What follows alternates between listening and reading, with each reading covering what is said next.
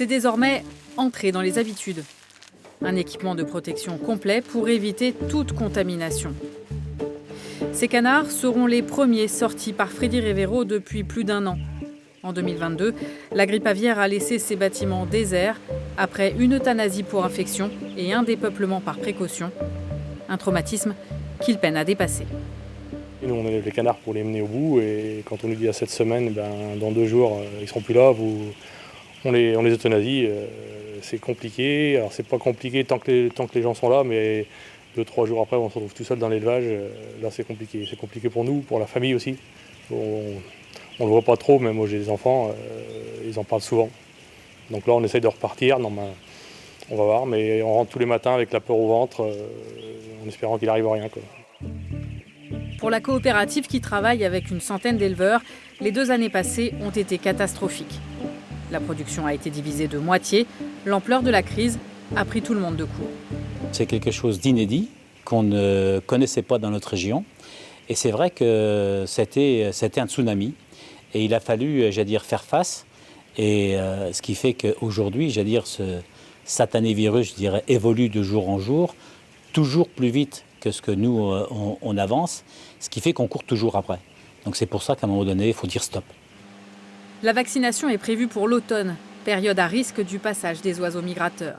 Un énorme chantier pour 40 millions d'animaux en France qui exigera temps, main-d'œuvre et financement. C'est une vaccination individuelle. Chaque canard étant pris individuellement pour être vacciné. Généralement, les jeunes animaux sont vaccinés au couvoir, donc c'est-à-dire au moment à la naissance. Et la vaccination a lieu quelques semaines plus tard. Le rappel de vaccination a lieu quelques semaines plus tard. Et donc permet d'avoir des animaux qui sont ensuite bien protégés. Seul le canard sera vacciné, mais il n'est pas le seul touché. Chez Thierry Lumineau, ce sont les dindes qui ont dû être abattues. Le vaccin, pour lui, c'est un espoir que toute la filière reprenne vie. Le canard, c'est lui qui rejette le plus la maladie. Alors en protégeant le canard, on protège aussi toute la filière. Est-ce que ça suffit ? On va commencer par ça. Et je pense que déjà, on aura fait un bon pas. Si l'an prochain, on n'est pas touché ou très peu touché, nos machines se remettent en route.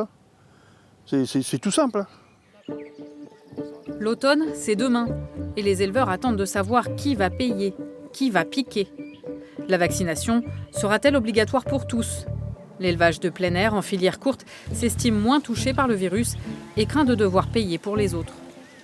Ce qu'on demande à la Confédération paysanne, c'est qu'il n'y a pas d'obligation de vacciner, qu'on vaccine en fonction du risque réel sanitaire et non pas de manière globale, quoi. D'autant plus que le coût du vaccin et de la surveillance va être énorme. Donc si ce n'est pas pour ratiser en nombre d'animaux sur l'élevage, ce sera juste intenable sur la filière courte, quoi. Actuellement, la grippe aviaire n'est pas présente dans les élevages de Vendée, mais elle a été détectée dans la faune sauvage. Le territoire est toujours sous surveillance.